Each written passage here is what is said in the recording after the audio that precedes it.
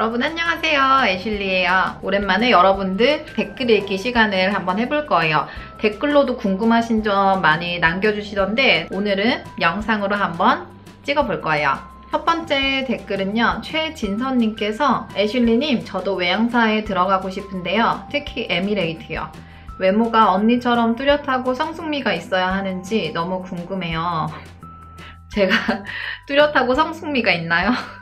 그런 거 생각을 해본 적이 없어가지고 저는 레드립이 잘 어울리지 않고 약간 어린애 같은 얼굴이라 이미지부터 탈락할까봐 슬퍼요 라고 댓글을 남겨주셨는데 제가 입사할 때만 해도 130개국이었는데 지금 노선이 계속 늘어나다 보니까 150개국 이상의 승무원들, 랭귀지 스피커가 같이 일하는 곳이에요. 진선님께서 같은 한국인으로서 보시기에 이제 제가 뚜렷하고 성숙미가 있다고 하셨는데 저 또한 에미레이트 들어가서 근무를 해보니까 정말 다양한 국적의 친구들을 만나게 되고 그냥 나는 한낱 동양인일 뿐인 거예요. 정말 진선님께서 보시기에는 되게 뚜렷하다고 하셨는데 그냥 외국인들 정말 막 아랍 사람들 같은 경우는 정말 뚜렷하게 생겼거든요. 그 다음에 서양 애들은 정말 코가 막 여기서부터 이렇게 눈도 움푹 들어가고 막 굉장히 입체적으로 생겼잖아요.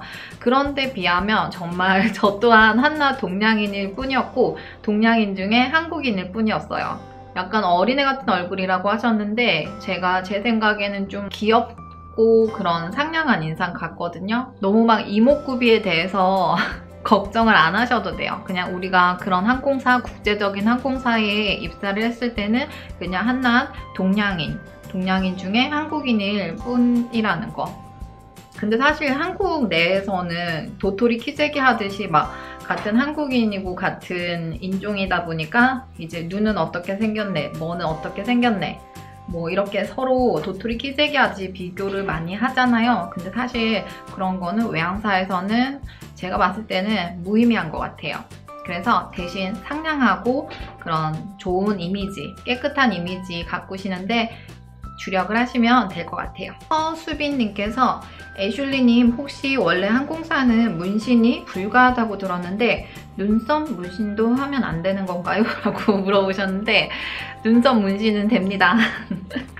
눈썹 문신은 상관없고요. 저는 그냥 눈썹 문신 안 했는데 눈썹 같은 경우는 눈썹 숱이 적어서 그냥 채우시는 정도잖아요.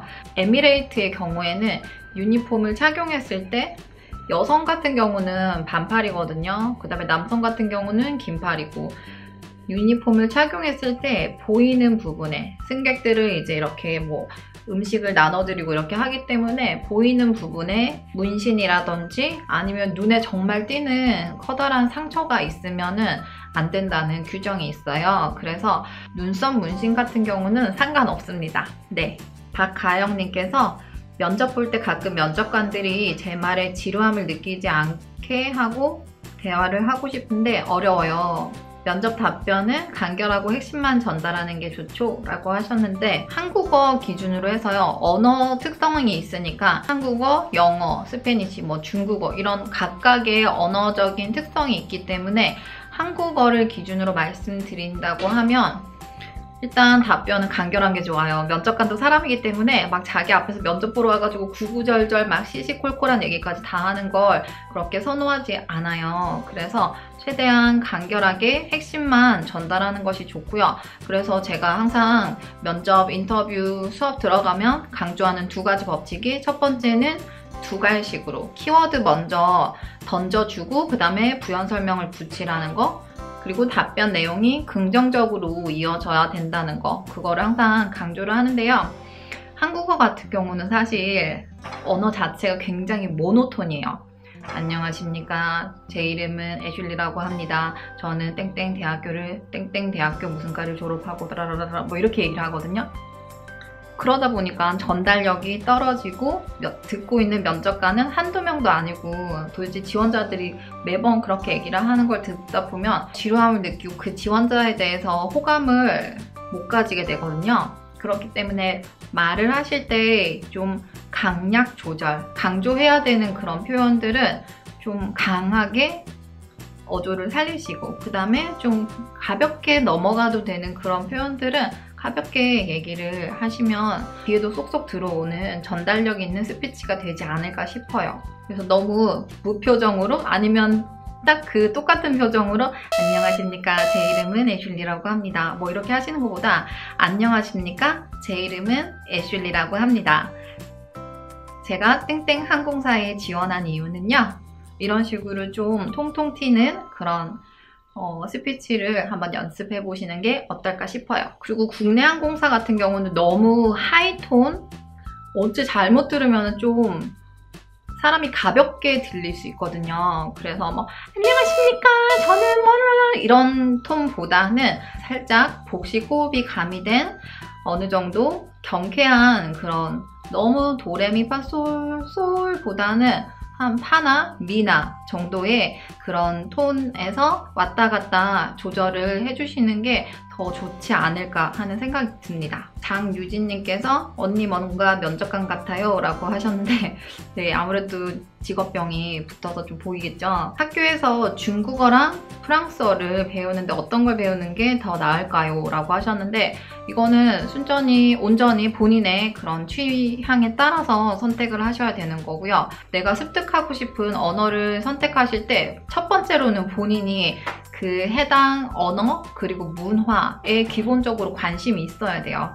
그래서 내가 만약에 프랑스 문화에 대해서 되게 프랑스 사람들은 어떻게 저런 식으로 살지? 뭐 식습관 아니면은 생활 양식, 행동 양식 이런 게 너무 흥미롭다라고 하시면 언어를 배워두시면 훨씬 더 일취월장 빨리 발전하시겠죠. 근데 그렇지 않고 내가 이 언어에 대해서 그냥 누가 시켜서 배우게 됐어요. 그러면은 별로 동기부여가 안 되고 중간에 관둘 확률이 많기 때문에 내가 관심 있는 문화의 언어를 배우는 것이 더 좋다고 생각합니다. 그리고 미래에 지원할 항공사가 만약에 아시아 계열이다 라고 하면은 아무래도 중국어가 조금 더 유리하지 않을까 싶어요.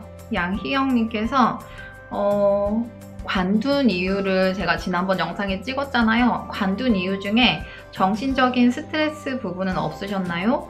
몸이 힘든 것보다 승객분들 서비스하면서 힘든 건 없으셨는지 궁금해요. 혹 그게 퇴사 이유 중 하나였는지도 궁금합니다. 라고 하셨는데 서비스하면서 힘들었던 건 물론 그 순간순간은 되게 힘들었었겠죠? 막 똑같은 승객이 계속 막 한 10번씩 시키고 그러면 되게 힘들 수 있는데 사실 저는 그런 것 때문에 스트레스를 받는 편은 아니었어요. 왜냐하면 승무원이 거기에 있는 이유가 가장 큰 이유는 안전에 관한 이유 때문에 비상사태가 발생했을 때 모든 승객과 나 자신을 구출할 수 있는 그런 안전의 역할로서 투입이 되는 이유가 가장 큰데요. 두 번째 이유는 승객들이 편안하게 목적지까지 가실 수 있도록 저희가 모시는 그런 서비스 제공자의 역할로서 또 안전하면서도 편안하게 그렇게 목적지까지 가시는데 저희가 도움을 드리는 그런 서비스를 하는 이유로 저희가 거기에 있는 거기 때문에 막 승객들 때문에 스트레스 받고 이런 거는 사실 그 순간순간은 있을지는 모르겠지만 비행기 내리는 동시에 다 잊어버려요. 그리고 생각할 필요도 없고 제가 최선을 다해서 서비스를 했다면 그 순간엔 저는 힘들겠죠. 하지만 내리면서 오늘도 무사히 비행 마쳤다라는 생각으로 목적지 가셔서 또는 두바이 돌아가서 편안하게 쉴 수 있는 거잖아요. 그게 바로 승무원이 하는 일이니까요. 그래서 승객들 때문에 막 그렇게 스트레스를 받았던 적은 많이 없는데요. 정신적인 스트레스?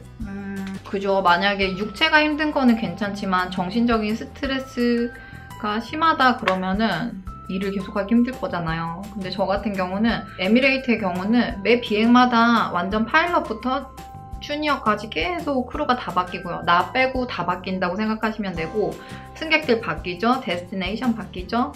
뭐 다 바뀌기 때문에 아무리 좋았던 동료들도 아무리 싫었던 좀 같이 일하기 싫은 동료들도 그 비행 끝나면은 굿바이 하는 거기 때문에 막 그렇게 스트레스 받진 않았는데 비행 프로시저 중에 가장 제가 스트레스를 받는 부분이 있었다고 하면 승객들 탑승하시기 전에 저희 승무원들은 기내안을 다 서치를 하거든요. 혹시나 세이프티, 시큐리티에 관한 그런 이슈가 있는 어떤 폭발물이라든지 폭탄이라든지 그런 것들이 혹시라도 있을까봐 다 제가 맡은 구역은 다 서치를 하거든요. 그 시간이 8분에서 12분 정도 이제 주어지는데 10분 안에 내가 맡은 구역을 완전 thoroughly, 완전 철저하게 다 찾으려고 하는 거 사실 불가능하거든요.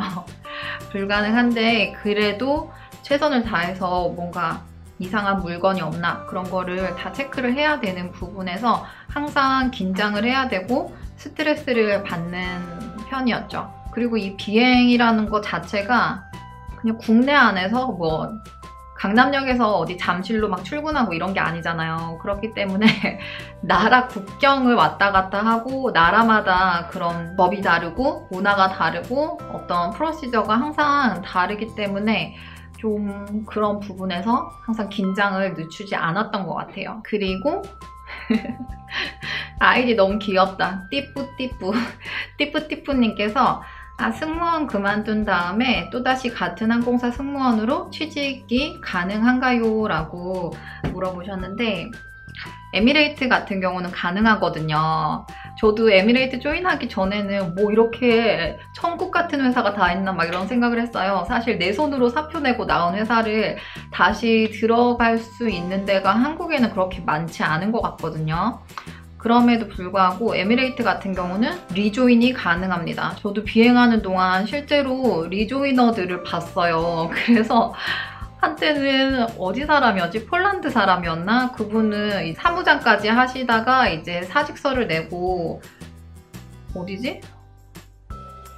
인도인가? 인도 가가지고 거기서 3년간 사신 거예요. 그래서 거주를 하시면서 요가를 배우시고 이렇게 하시다가 나중에 다시 비행이 하고 싶어지셔가지고 회사에 리조인을 하셨더라고요. 그래서 원래는 사무장이었는데 이제 다시 리조인을 할 때는 다운그레이드가 돼가지고 부사무장으로 리조인을 하셨고 한국인 분들도 같이 비행을 하셨던 분들 중에 리조인 하신 언니들을 몇 번 뵀어요. 실제로 리조인이 가능하고요. 근데 그게 조금 상황에 따라서예요. 항상 가능한 건 아니고 리조이너들이 필요하고 승무원이 많이 부족하다 할 때는 여러분들 다시 매니저한테 이메일로 컨택을 해서 나 다시 리조인 하고 싶은데 가능할까? 라고 물어보시면 가능하지 않다면 지금은 당분간은 우리가 리조이너 받을 계획이 없으니까 다음번에 연락을 해달라는 그런 메일을 받으실 수도 있고요. 만약에 승무원들이 필요하다라고 하면은 뭐 간단한 인터뷰 같은 거를 하겠죠? 해가지고 다시 리조인을 하실 수가 있어요.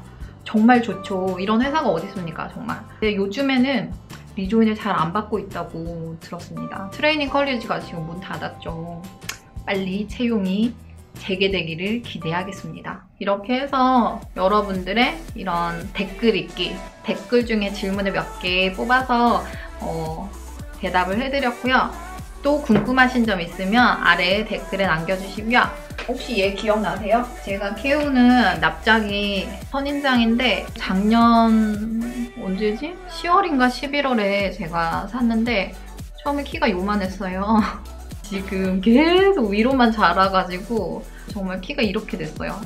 그래서 분갈이도 해주고 제가 계속 키우고 있는데 너무나 잘 자라고 있어가지고 이렇게 보여드리려고 가지고 왔어요. 여러분들 봤다고 좋아서 인사를 하나봐요. 원래 이렇게 위로 자라는데 너무 위로만 자라서 걱정이에요. 정말 제가 콩나물처럼 하늘까지 콩나물 자라듯이 막 어떻게 해야 될지 모르겠어요. 일단 그냥 저렇게 놔두려고요. 얘는 이름이 통통이에요. 이렇게 잎사귀가 통통해가지고 통통이 납작이. 그리고 여러 가지 애들이 있는데 화면에 한번 출연을 시켜봤어요. 날씨가 진짜 따뜻해졌죠. 따뜻한 게 아니라 이제 막 아침에 땀이 나는데요. 이제 좀 있으면 학생들 다 방학할 것 같은데 여름방학 준비 잘 하시고요. 저는 또 다른 영상으로 찾아올게요. 안녕!